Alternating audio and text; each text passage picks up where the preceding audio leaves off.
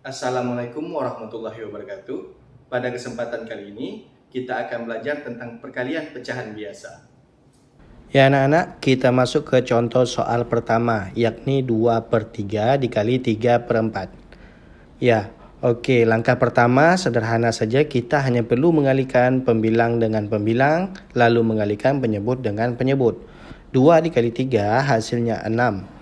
Lalu 3 dikali 4 hasilnya 12. Maka perkalian pecahan ini kita dapatkan hasil 6/12.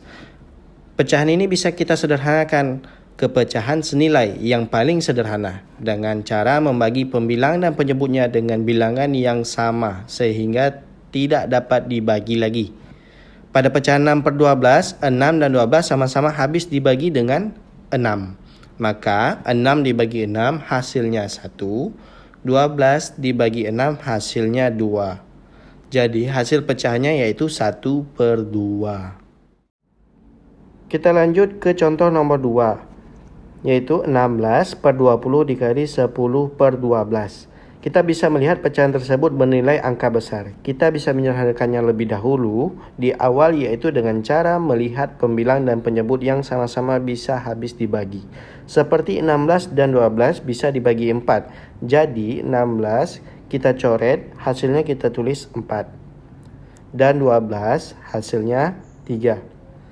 10 dan 20 habis dibagi 10. 10 jadi 1, 20 menjadi 2. 4 dan 2 masih bisa kita sederhanakan. 4 dibagi 2 jadi 2. Dan 2 dibagi 2 jadinya 1. Nah anak-anak, setelah itu barulah kita kalikan pembilang dan penyebutnya seperti biasa. 2 dikali 1, 2. 1 dikali 3 sama dengan 3. Maka pecahan akhirnya kita dapatkan adalah 2/3. Bagaimana pembelajaran kita hari ini?